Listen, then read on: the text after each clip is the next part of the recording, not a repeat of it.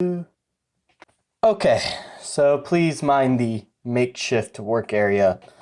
This is going to be a new series where I take apart things. I'm actually going to take apart the new PS4 Pro controller just because I'm not using it currently and I'm not too afraid of messing this one up. Please excuse all the mess lamp. I'm just trying to get the right lighting for this, and as you can tell, I still don't even have that down. So this is going to be a first in a couple of episodes. Let's jump right into this. This is just the new PS4 Pro controller. The only thing really different is the light bar is right here as well now. So with that in mind, let's grab the right tools. I have some Phillips heads in here. I think it's this one.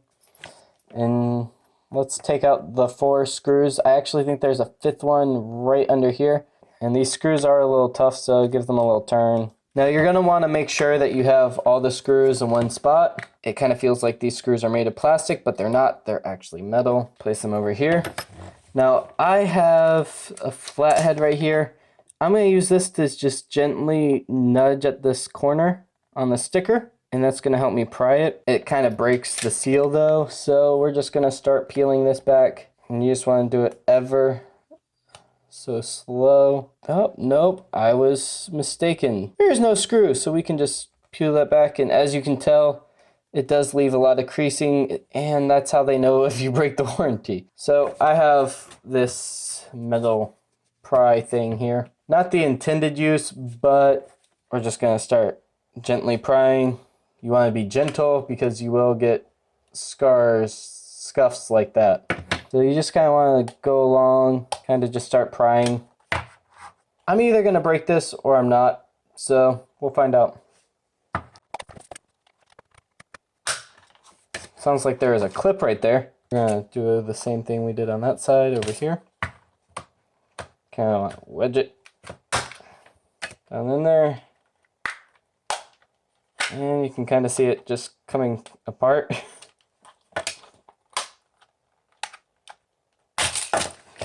Oh, there we go. It's probably gonna be hard to put back together, but oh well. So here's the inside. We have your rumblers.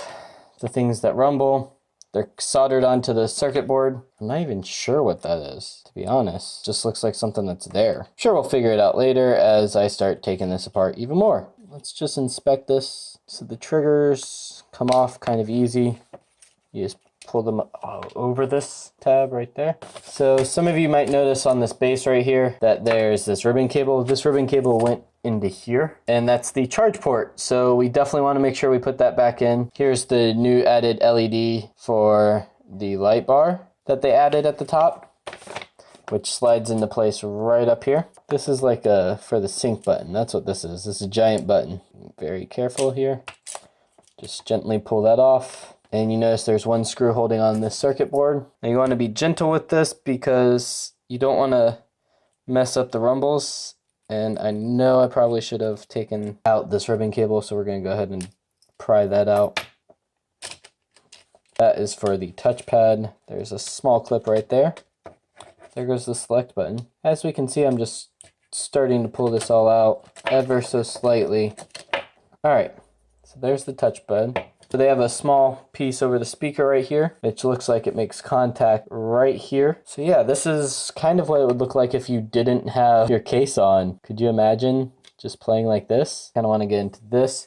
So you have the select and start button or share button, and you have your controller pads, which you have your rubber, which makes contact with the controller. And then, whoops, your buttons. Can make my triangle upside down if I really wanted to, but they kind of have it to where you can't. Then you have your PlayStation button. So they have these little black dots right here that keep the rubber in place. They have it right here, 4 dots on each of these to keep the other rubbers in place.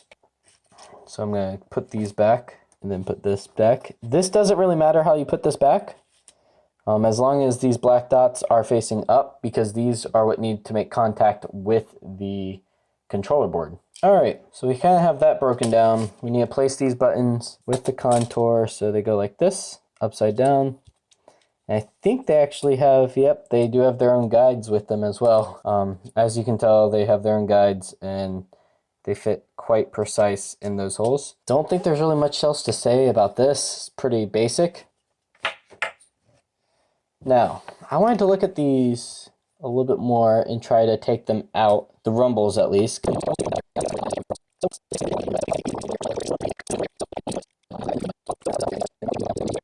And that's holding it down.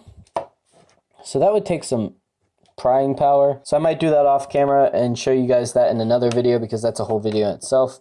But the key covers come off. I could actually switch out these on my SCUF controllers. Like I could take these off and then place them on there. That's how easy it is to change them out because they're identical in design. So we're gonna just plop this right back on. All right. So there's actually clips that hold in this board. Let me put this back on. So the way I'm gonna reassemble this is I'm gonna start putting back everything together. Nothing different besides now having a ruin labeled that didn't even need to get ruined. All right, we're just gonna put these 4 screws back in. And that's all that's in a Sony controller. Like there's not much to it. Not as much as what's going to be in here. And I'll show you that, guys, that later when I'm on my way to getting another controller. With that being said, let me know what you guys thought about this video. If you liked it, give it a thumbs up.